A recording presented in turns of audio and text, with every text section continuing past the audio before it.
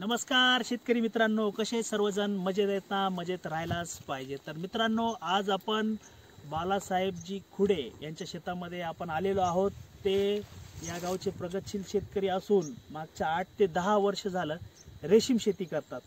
तर इथलं त्यांचं जर व्यवस्थापन बघितलं अतिशय योग्य आहे आणि ते सिल्क आणि मिल्क याच्या सोबतच ते समजा सिल्क सोबतच त्यांचं जे गोट फार्मिंग आहे ते पण करत आहेत. त्यामधून पण ते चांगले अर्निंग करत आहेत. तर आपल्या कृषी उद्योग या चॅनलवरती मी त्यांचं स्वागत करतो.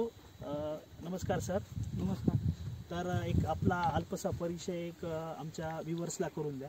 तुमचं संपूर्ण नाव, गावाचं नाव वगैरे सर्व माहिती. बालासाहेब दत्ताराव खुडे, बोरगावान, तालुका पाथरी, जिल्हा परभणी. सर आलेले भेटण्यासाठी सरला भेटणार.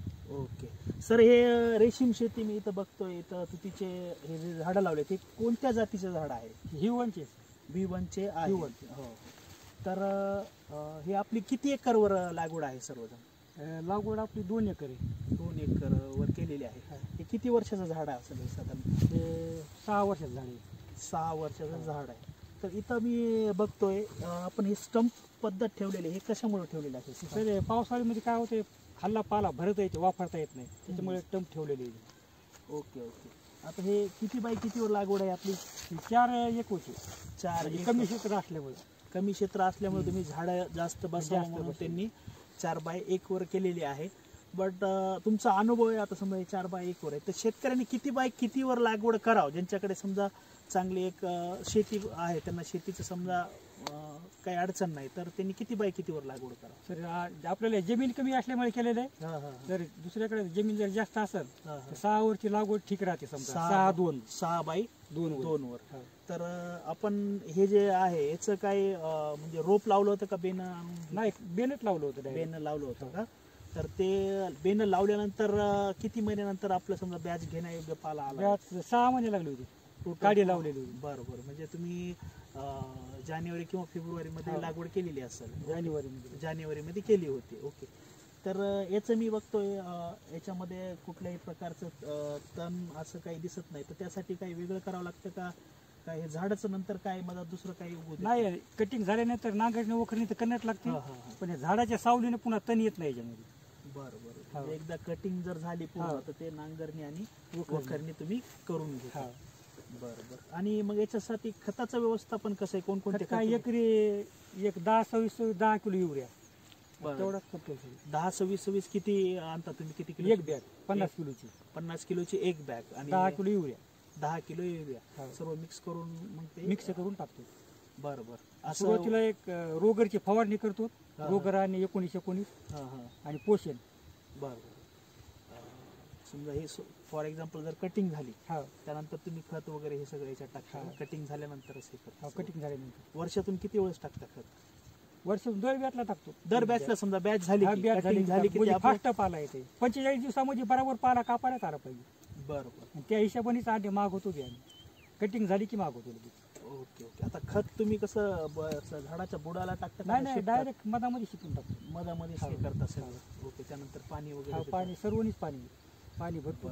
तर इथं बघतोय मी खूप छान असा हिरवागार पाला दिसत आहे. तर याच्यातलं अंतर कमी असल्यामुळे बऱ्याच शेतकऱ्यांचं असं म्हणणं आहे की पाला पिवळा पडतो.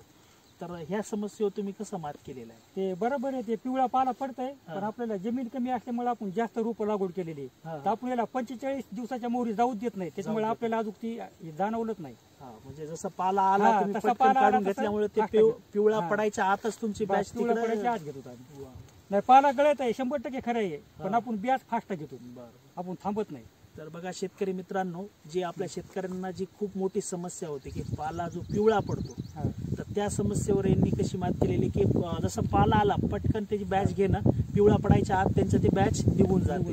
तर हे खूप छान मला इथं वाटलं. तर इथे बघू शकाल आपण खूप छान नियोजन आहे. तर इकडं ह्या साईडला बघा, इकडे तुम्ही बघू शकता आत्ताच एक बॅच झालेली आहे त्यांची. तर इथे कटिंग वगैरे केलेली आहे. तर आता कटिंग केल्यानंतर तुम्ही डायरेक्टली पाणी वगैरे हे केलं आहे का नाही. तर आता याच्यावर तुमची कितीची बॅच झालेली आहे? 200 अंडे 200 अंडे झालेली आहे. त्यानंतर जसं तुम्ही खताचं सांगितलं तसं ते ह्या बसले की त्याला नांगरून यायला लगेच खत टाकणार. खत टाकून एक पाणी दिलं की फवारून घेणार. बरं फास्ट. तर चला शेतकरी मित्रांनो बघूया यांचा शेडचं कसं व्यवस्थापन आहे. आपण चला यांच्या शेड. तर शेतकरी मित्रांनो, तर आता आपण आलो आहे त्यांचं शेडचं व्यवस्थापन बघण्यासाठी. तर सर्वात महत्त्वाचा प्रश्न सर, ही आपल्या शेडची साईज काय आहे? Size 22x50. तर शेतकरी मित्रांनो 22x50वर शासनाच्या नियमानुसार यांनी शेड केलेलं आहे. तर इथं मी बघतोय इथं ग्रीन मॅट टाकलेली दिसते. आपण हे कशासाठी टाकलेली? सर मासे आहे जाऊन मधात म्हणून.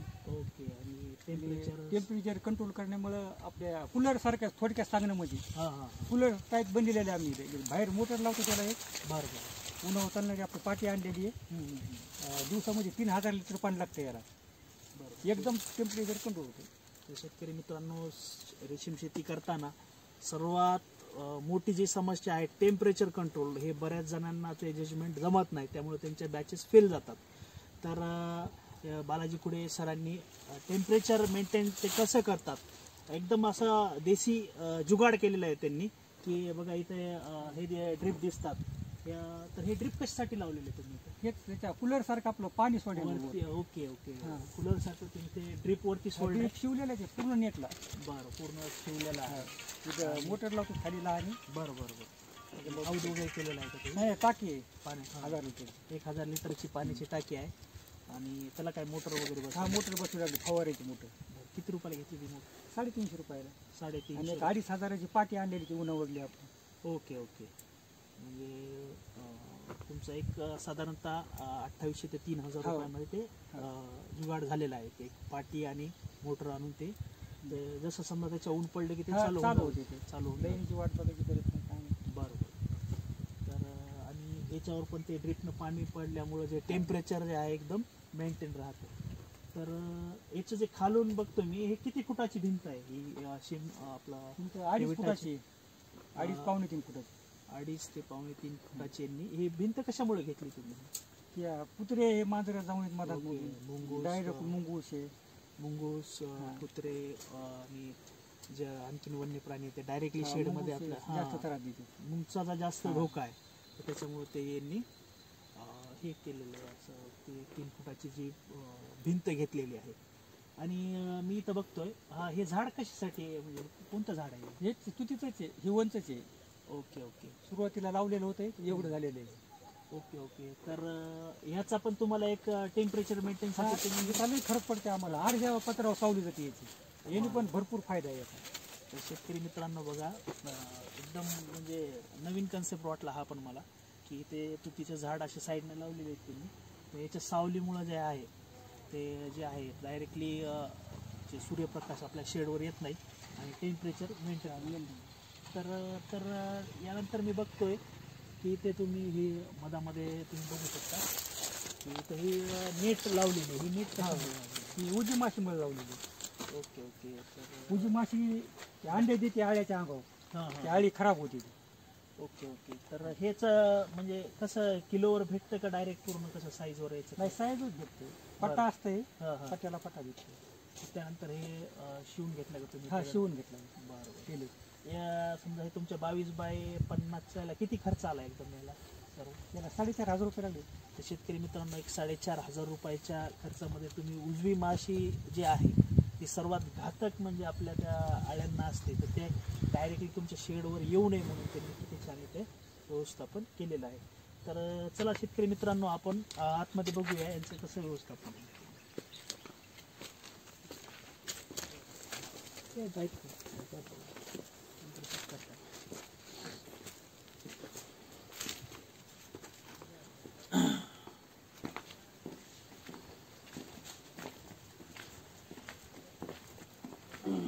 शेतकरी मित्रांनो, आता आपण आलेलो आहोत शेडमध्ये. तर इथे तुम्ही बघू शकता की आता यांचं जे बॅच आहे, यांचं रेशीम कोश पूर्ण तयार झालेला आहे. तर इथं बघतोय मी कोश आपला पूर्णतः इथे तयार झालेला आहे. तुम्ही इथे बघू शकता शेतकरी मित्रांनो. तर यांचं आता हे किती दिवस झाले तुम्ही चंद्रिका वगैरे टाकून? 3 दिवस झाले. तर शेतकरी मित्रांनो, चंद्रिका टाकून आज 3रा दिवस आहे. मग आता याची काढणी कधी करणार तुम्ही? काढणी आता उद्याच्याला करायचं, चौथ्या दिवशी करणार. तर इथे मी बघत आहे की तुम्ही हे काही जे कोश आहे हे कट करून बघितलेले आहेत, आहे ना? ते कट करण्यामागचं कारण काय आहे? ते जरा पिपा तयार झाला म्हणजे मार्केटला चांगला भाव लागते. अजून कच्ची आळी धागा चालू आहे करणं. Okay okay. म्हणजे तुम्ही संपला नाही धागा. हे जे कोश वेचण्या अगोदर याला कट करून एखादा कोश घेतात आणि त्याला कट करून बघतात. मधात जर पिपा तयार झाला तर आपलं समजा बॅच रेडी आहे, समजा ते आपण हे सेल आउट करू शकतो. त्यासाठी धागा मधली राहिलेला आहे, ते चालू आहे, तिचं चालू काम. ओके. तर आपली कितीची बॅच आहे? किती? 200 अंडे. 200 अंडी पुंजूचं. तर यासाठी किती एकर मधला पाला लागलेला आहे? 1.25 एकर मध्ये लागले. 1.25 एकर थोडी लेट झाली, महिनाभर बॅच चालली नाही. 1 एकर मध्ये 200 अंडे पुंज निघतात. Okay okay okay. तर थंडीच्या याच्यामुळे थोडी बॅच लेट झाली आहे असं त्यांचं म्हणणं आहे. तर 1.25 एकर काय समथिंग पाला लागलेला आहे. तर हे वरती हे पेपर कशामुळे टाकला तुम्ही? पेपर सर क्वालिटीमुळे टाकलेला आहे. म्हणजे तरी थोड्या 10 पट आळ्या जर गरासरीच्या असल्या तर त्या चांगल्या कोसाच्या खराबा करतात, फिरत राहतात त्या. पेपर टाकल्याने काय होतं, जागेवर बसतात त्या, म्हणजे कोस खराब करीत नाही. आणि आळ्या पण लवकर लागतात. याच्या एकटीच धागा जात नाही, लगेच लागतात. तर हे ह्याचं नाव काय आहे पेपरचं? काय नाही, पेपर साधा पेपर. ओके. तर याचं कितीला मिळतं हे बाजारामध्ये? बाजारामध्ये 180 रुपयाला 160 फुटाचं बंडल भेटतं. 180 रुपयात 160 फूट. 160 फूट. तर असे किती बंडल लागतात आपल्याला? 3 बंडल लागतात. 3 बंडल लागतात. तर यांचं म्हणणं आहे शेतकरी मित्रांनो की जेव्हा आपला कोश बनवण्याची प्रक्रिया चालू असते, ओके, त्यावेळेस जर हे आपण वरती चंद्रिकाच्या वरती, आता इथे बघू शकता तुम्ही, इथे चंद्रिका आहे, ओके, इथे कोश बनवणं चाललं. हे वरती यांनी पेपर टाकलेला आहे. तर हे जर पेपर टाकला ते ज्या आळ्यांना ग्रासरी झालेली आहे त्या आळ्या काय करतात, ज्या बाकीचे जे कोश आहेत त्याच्यावर फिरतात आणि त्याला डागेल बनवतात. एकदा जर आपला कोश जर डागेल झाला तर त्याला मार्केटमध्ये भाव नाही मिळत. तर त्यावरती खूप छान उपाय यांनी आपल्याला आजच्या व्हिडिओमध्ये सुचवलेला आहे की याच्यावर ते टाकतात. तर हे जे चंद्रिका आहे, हे चंद्रिका तुम्ही टाकली इथं, तर हे टाकताना काय काळजी घ्यायची, कशा टाकायला पाहिजे? म्हणजे टाकताना थोडा खाली पाला पाहिजेच. ओके. म्हणजे आळीच्या अंगाला चंद्रिका जर घातली तर आळी फुटती. ओके. एकदम दोन्ही हाताने अशी सरळ ठेवून. Okay okay. अशी घासाघाशी नाही जमत. पूर्व पश्चिम ठेवलेलं आहे.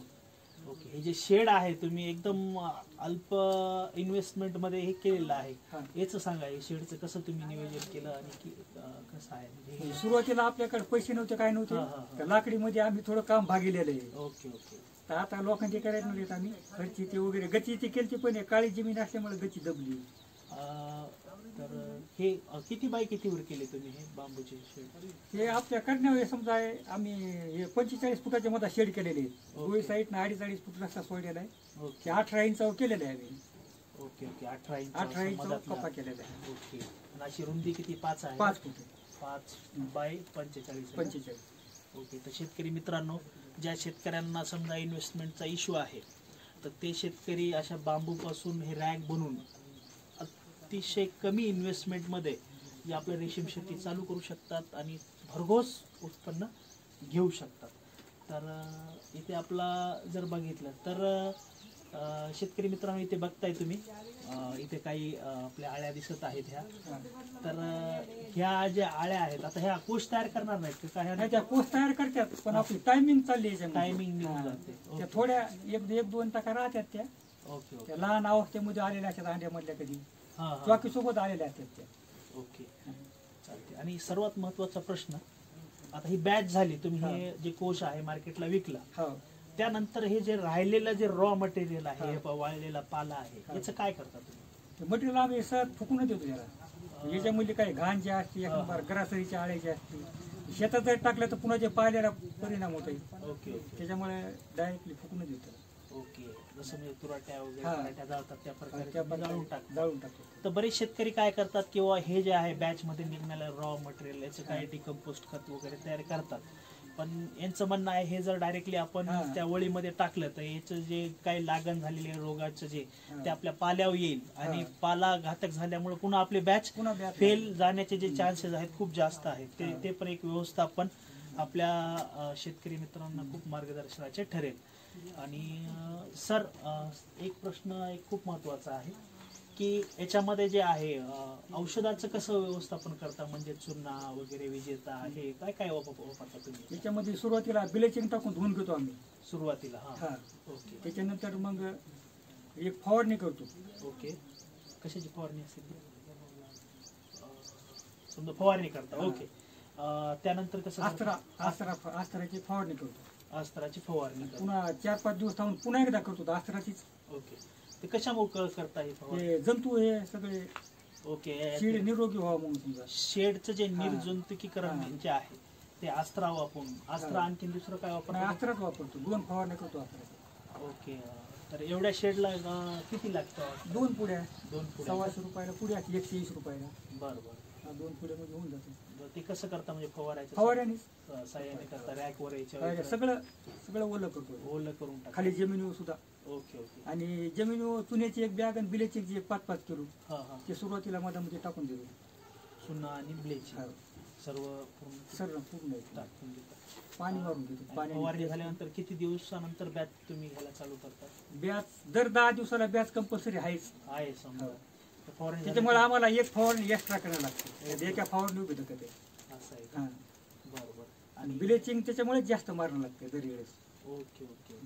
तर शेतकरी मित्रांनो, बॅच चालू व्हायच्या आधी हे जे आहे फवारणी निर्जंतुकीकरण करून घेतात. तर बॅच चालू झाल्यानंतरचं आपलं इथलं व्यवस्थापन कसं आहे? तुम्ही पाला किती वेळ देता? पाला आम्ही आता उन्हाळ्यामध्ये तर आम्ही 3 वेळा पाला देतो. दुपारचा पाला सहसा दुपारी वाळत आहे 2च्या सुमारामध्ये. हा हा हा. तर सकाळी जर थोडा जास्त गेलेला असला तर दुपारी जरा नाश्त्यासारखा समजा जरा खाल्ल्या जागेवर टाकण्यात लागतं. सकाळी किती वाजता देता तुम्ही पाला? सकाळी आम्ही उन्हाळ्यामध्ये 6च्या अगोदर पाला देतो. ओके. दुपारी जास्तीत जास्त 7. ओके. दुपारी 2-2:30च्या दरम्यान थोडं काडी बरं. म्हणजे हिरवा राहतं. हिरव्याला हिरवा हा हा. म्हणजे टेम्परेचर जरी कंट्रोल असलं उन्हाने काय होतंय वाऱ्याने पाला सुकत आहे. ते पाला सुकू नये म्हणून हा, काय सुकू त्याच्यावर नये. झाकता काय करता? नाही झाकत नाही. काहीच नाही. काही डायरेक्ट आणलं की टाकणं. ओके. काड्या टाकताना आपण काय काळजी घेता? समजा अशा उभ्या टाकता कशा आडव्या का? नाही उभ्या. सर्व उभ्या सर्व. हो. म्हणजे बॅच एंड होईपर्यंत पूर्ण उभ्या? पूर्ण उभ्याच. ओके. सकाळून जर इकडे शेंटे करून टाकला दुपारून इकडे शेंटे करून टाकतो. म्हणजे सगळ्या आलेल्या ते शेंटे सुद्धा खायला भेटावं. शेतकरी मित्रांनो, जेव्हा पाला हे टाकणं पण त्याचं नियोजन जर फिक्स केलं तुमचं तर त्याचा इफेक्ट जे आहे तर आपल्या जे कोशावर होत असतो, कोशाची साईज कमी होते. त्यामुळे जे पालाचं व्यवस्थापन करणं पण खूप महत्वाचं आहे. तर ही वरती मी बघतोय इथे तू पूर्ण नेट लावलेली आहे. हे कशासाठी लावली तुम्ही? उजी माशासाठी लावलेली. ओके. आणि हिवाळ्यामध्ये कसं हे काय करता तुम्ही? टेम्परेचर हिवाळ्यामध्ये आता उन्हाळ्यासाठी पारी लाईट टाकली तर हिवाळ्यामध्ये सगळे 200 लाईट टाकतो आम्ही आणि 2 मरकुऱ्या टाकतो. ह्याकडे लाईट ह्याकडे लाईट. बरं बरं. म्हणजे थंड राहावं, गरमी तयार व्हावं मध्ये. ओके.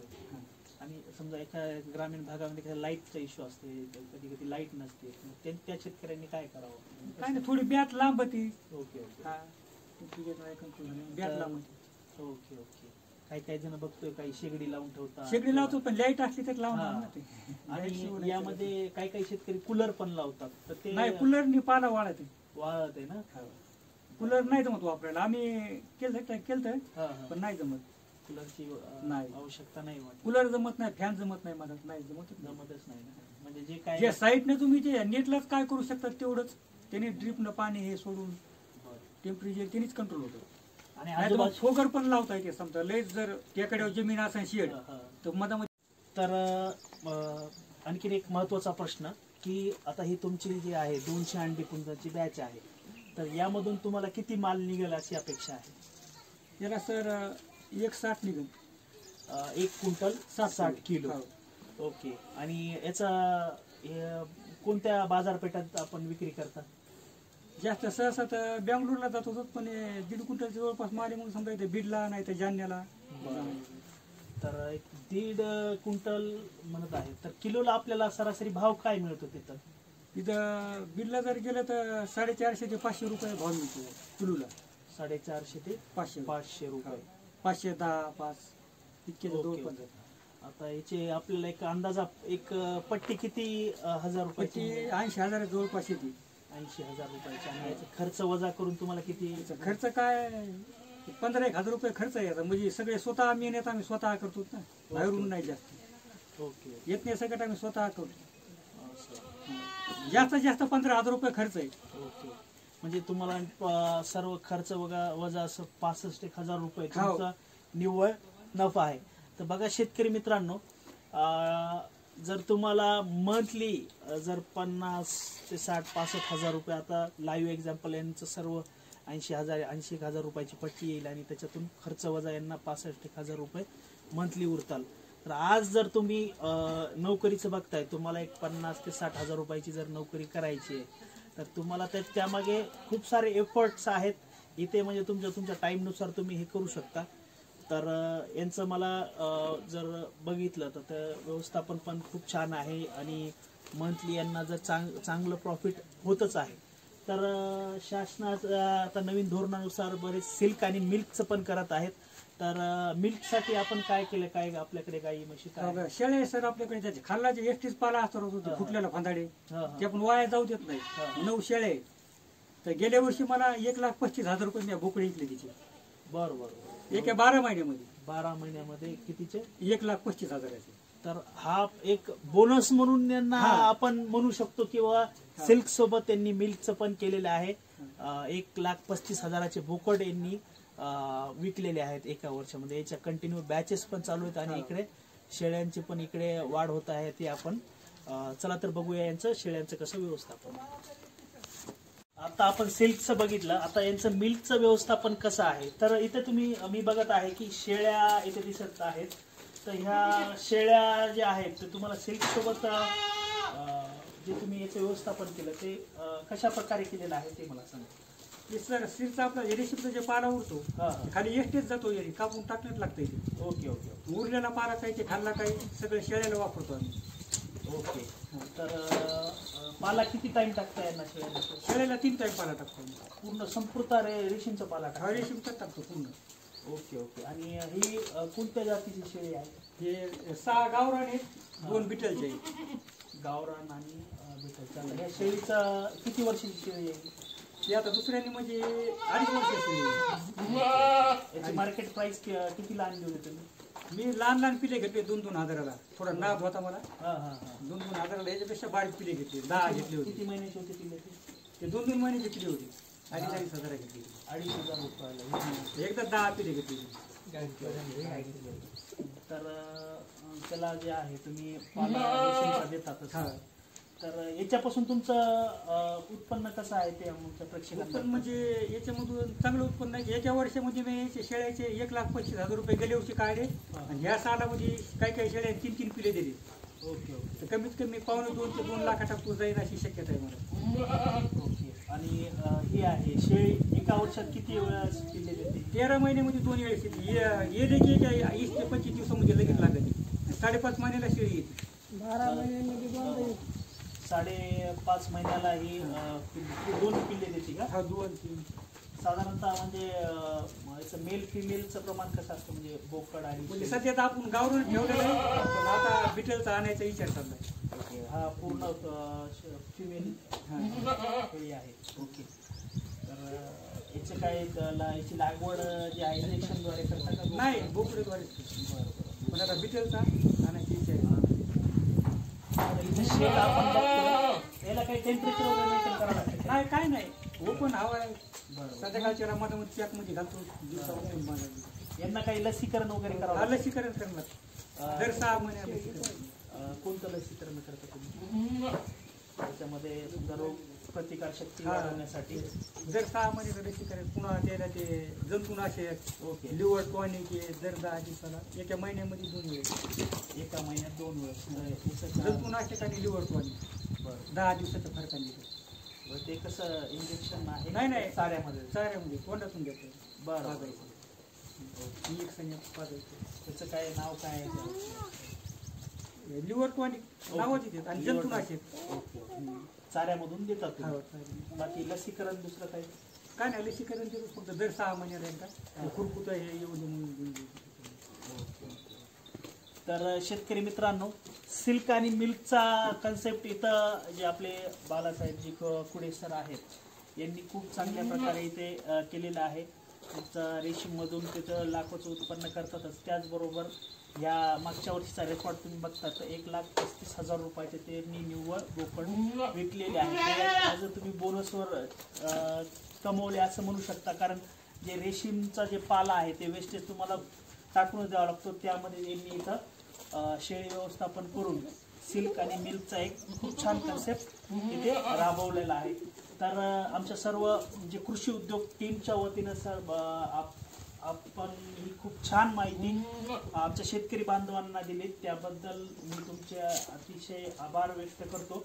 आणि ह्या जे माहितीचा जे फायदा आहे तमाम माझ्या महाराष्ट्रातील शेतकरी बांधवांना नक्कीच होईल. तर असेच नवनवीन व्हिडिओ बघण्यासाठी शेतकरी मित्रांनो तुम्ही आमच्या चॅनलला सबस्क्राईब करा. तर भेटूया नवीन व्हिडिओमध्ये लवकरच. धन्यवाद.